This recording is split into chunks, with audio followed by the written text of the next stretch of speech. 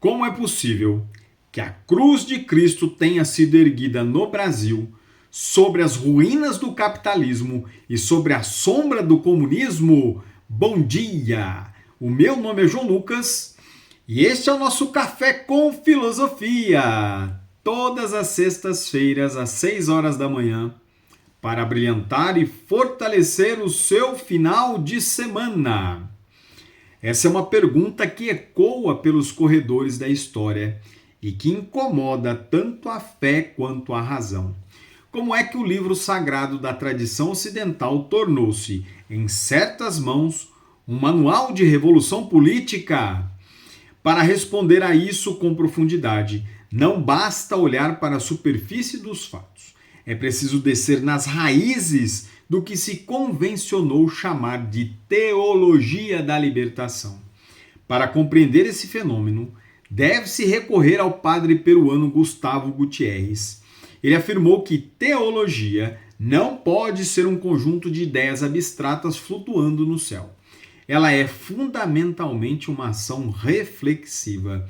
Para Gutierrez, a teologia nasce do choque entre a promessa de uma vida plena e a realidade de uma morte prematura dos pobres.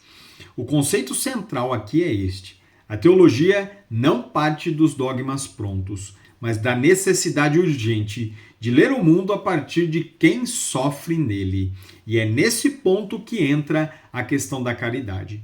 O pensador Rubem Alves, um dos pioneiros dessa reflexão, ensina que a caridade não pode ser um ato de quem tem sobrando para dar a quem não tem, pois isso aliviaria a consciência, e para ele, essa conduta é tida como um paternalismo. A verdadeira caridade para Rubem Alves é um ato de justiça. Veja bem, se a sociedade é estruturada para gerar miséria, a caridade cristã exige a transformação dessa estrutura. Portanto, a resposta aqui começa a se desenhar. A cruz se levanta contra o capitalismo quando o capitalismo nega a vida. A caridade deixa de ser esmola e se torna um compromisso político com a dignidade humana. Mas você deve estar se perguntando, por que o comunismo? Por que Karl Marx está presente? É necessário olhar para o Brasil na década de 60 e 70. Aqui o país vivia uma desigualdade social que escancarava a alma do povo. A Igreja Católica, que pregava o amor ao próximo, via o povo ser torturado e explorado. Mas como explicar isso? Foi aí que o olhar teológico se voltou para o materialismo histórico de Marx. Não porque os padres tivessem abandonado a Deus, mas porque Marx, naquela época, oferecia a ferramenta mais afiada para dissecar a alienação econômica. O jesuíta Juan Luís II trouxe a chave metodológica para isso. A questão é o círculo hermenêutico. Isso significa que, para entender a Bíblia, é preciso primeiro viver a realidade do povo.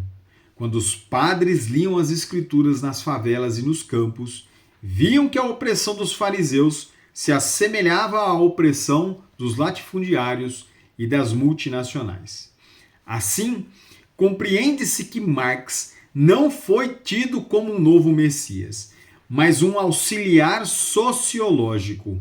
Para a teoria da libertação, Marx ajudou a entender que a fome não era um acaso, mas uma consequência de um sistema de classes. E é nesse ponto que o comunismo, para muitos teólogos, deixou de ser o inimigo e passou a ser visto como o único sistema político que, na teoria, se propunha a acabar com a exploração que a fé tanto condenou. No entanto, observa-se que essa mistura explosiva também trouxe à tona a sombra do poder. E é aqui que se toca no ponto nevrálgico da nossa análise, o interesse da própria instituição. Ao abraçar a causa dos oprimidos, setores da igreja também abraçaram uma estratégia de manutenção de influência. Se o povo estava migrando para a esquerda política, a igreja, para não perder o seu rebanho, sentiu necessidade de falar a língua da libertação. Aqui reside o risco do desvirtuamento. Leonardo Boff e John Sobrino, por exemplo, trouxeram à tona esse conflito e mantiveram tal discurso. Por exemplo, Sobrino lembra que a essência cristã é seguir Cristo crucificado, ou seja, identificar-se com as vítimas. De outro lado, Leonardo Boff foi perseguido justamente porque propunha uma igreja pobre e servidora, o que ameaçou o poder vertical do Vaticano e a elite conservadora. Todavia, como alertou o teólogo argentino José Miguel Bonino, existe um perigo mortal nessa troca que é a alienação inversa. O temor é que, para combater a alienação religiosa, a igreja abraçando cegamente a alienação política, substituindo o reino de Deus por um projeto de poder terrestre. Tal desvirtuamento do propósito ocorre quando a opção preferencial pelos pobres deixa de ser um ato de amor e caridade e se torna um instrumento de tomada de poder estatal.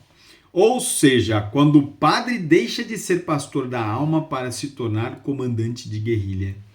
O ser humano deixa de ser um fim em si mesmo e vira um meio para a revolução. A igreja, que deveria ser a voz de quem não tem voz, corre o risco de se tornar a voz de um partido político. Em um momento histórico e de extrema dor, a igreja percebeu que para amar verdadeiramente o próximo, ou seja, para praticar a caridade genuína, ela tinha que lutar contra a estrutura que a aprisionava, mesmo que isso significasse pegar em armas como ferramentas intelectuais do inimigo de sempre. O problema não foi a ferramenta, e sim a mão que às vezes a segurou. O desafio que permanece é a da eterna vigília, garantir que a luta pela justiça social nunca roube a capacidade de amar o indivíduo que está à frente, evitando que a busca pela liberdade se torne apenas uma nova prisão ideológica.